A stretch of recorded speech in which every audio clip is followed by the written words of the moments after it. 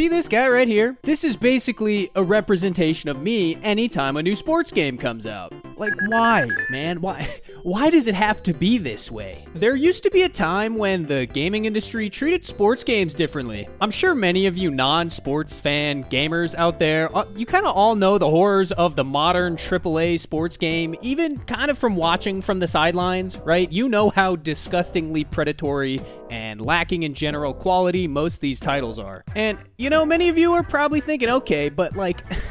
who really cares that much about sports games, you know, of that kind? And maybe you more so think of stuff like the Mario sports games. If you actually think about sports games that interest you, well, honestly, I can't say it's going well on that front either. It's a shame, too, because if we take a trip back to, like, 2005 or so, we had so many great options to choose from to get a sports games fix. You had all the great GameCube Mario sports games like Golf and Strikers. There's stuff like Slugfest and the NBA and NFL Street games, as well as the actually really well put together games like 2K5 and hell, even Madden was actually something that I would consider a pretty great game back then. It's so crazy to think about that now. Regardless, there was so much variety and value in these games, with them ranging from subgenres like simulation sports games or, you know, your more arcade options, which again didn't only include Mario sports games. And this isn't even mentioning the entirety of the extreme sports game genre, which honestly I might talk about that in a future video because there's a lot to talk about there as well. But now, if you want a bit of a sports fix while not actually wanting to go outside and play the sport, now there's something that blows virtual reality completely away. Actual reality. Feel the weight of the ball. Whoa, get out of here with that shit, man. We don't need any of that, man. Come on.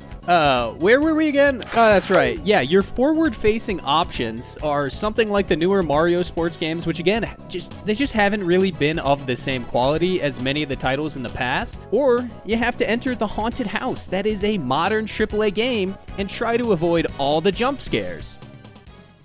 And yeah, I know, I'm probably missing some great smaller titles out there, maybe at the depths of the Steam charts or whatever, but the upfront marketed options that most would know have really just declined in quality as the game industry grew and evolved over the years. And it's a shame to see, because growing up, my appreciation of sports games, it started pretty early, and honestly, it might have started with stuff like the backyard sports games. These games showed me as a kid that even games without actual licensed players and leagues could be pretty great. Now, I don't know how something like these games hold up today, but I do know that they are held in a pretty high regard by a lot of people, and I think a lot of people do love going back to like reminisce and, you know, kind of remember what these games were. One of the best things about these games were just how expressive and full of charm the characters and presentation was. Half the fun in the game really is watching these cartoon-like characters interact whenever you hover a mouse over them or hover off the selection button to add them on the team to see how their disappointed reaction is.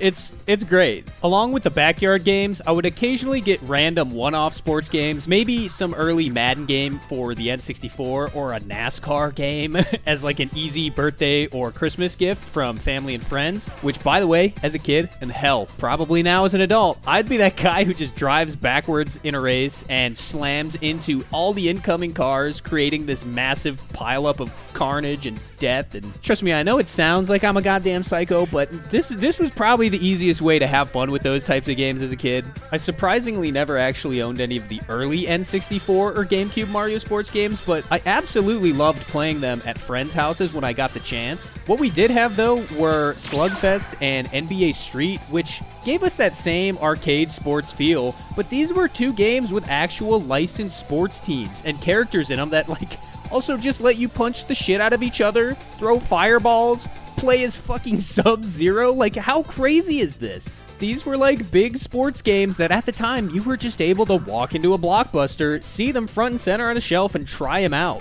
Now, you just see whatever the main sports game EA released is, or maybe a Mario title or two. If we want to find a culprit for these games coming out and just being so ass these days, it kind of comes down to a couple of things. First, for the main AAA games, they really do kind of lack good competition, and that's pretty important, right? For EA in particular, they have the exclusive rights to the NFL and the NFL's Player Association, meaning they are the only ones who can make, market, and distribute NFL-themed realistic action simulation video games. They have the players, the teams, the arenas, etc., and therefore they don't really need to worry about competition. If we go back to, again, like the mid-2000s, not only did we have Madden, but 2K was also making football simulation-style games that were pretty decent. So that helps push developers to create things that, are better than what the other product is actually offering. And we just don't have that anymore. So these companies can be complacent, knowing that people are forced to their game for whatever sports fix they want. Something like 2K surprisingly doesn't have the exclusive rights to the NBA, although at this point their only competition, which was the EA Live games, have gone on a hiatus these days because they just couldn't really hold a candle to the 2K series. Live used to be very popular back in the day, it's just not that anymore. So again, 2K has so little competition as well. The main takeaway here though is that these companies, they just kind of know their games are gonna sell regardless. So obviously, let's just pump one out every year with very little change and, it just makes sense in terms of making money the most. Then, of course, you have online being a huge focus of sports games these days. Obviously, you have these super monetized game modes like Ultimate Team in most of these AAA games, but the online focus is something that's also harmed Mario sports games as well. One of the main complaints most people have when it comes to modern Mario sports games is that they get released in a state that feels lacking in content, which then eventually gets patched down the line. They've also relied very heavily on the player just kind of being okay with a lackluster offline experience in these titles, and it almost feels like they just expect the online replayability to carry. If you compare the content that used to be in a Mario sports game to the modern versions, it's pretty clear, and I'm sure the amount of dev time spent making sure the online modes work and have all the content and correct bells and whistles, it takes away time from working on offline focused content. Also, the online usually isn't that great either, man. Last, in terms of studios in between, right, and why it's so much of a big risk for them to make a sports games, they don't have the name recognition or characters that you'd find in other games of the genre, so it's just harder to feel confident in success from something you would need to establish from the ground up. And hell, if you do want to get in on some of the licenses of players that don't have exclusivity, it's usually super expensive, which can further that risk if you don't feel confident in establishing a foothold in the sports game genre. I really do hope for the days where sports games have a renaissance of sorts, where we can really have multiple great options from many different developers and games of all kinds, but it's a bit hard to see the path to that reality right now. Luckily, there are individuals who are putting in time and effort into bringing life back into some of these older titles. The Dolphin emulator is a great tool and way to play some of the older Mario sports games online with friends. Nintendo Switch Online has added some of the N64 titles to play as well. And then for your games like NFL and NBA Street and some of the older simulation-style sports games like Madden, 2K, etc., there are actually places you can find updated rosters with real modern players in them to mess around with. So while we sit here and hope for better days in the sports game scene, we can always look back and appreciate some of the past greats. And while the future might not look ideal, maybe one day we can see this genre move forward to a positive place. Oh, and definitely let me know in the comments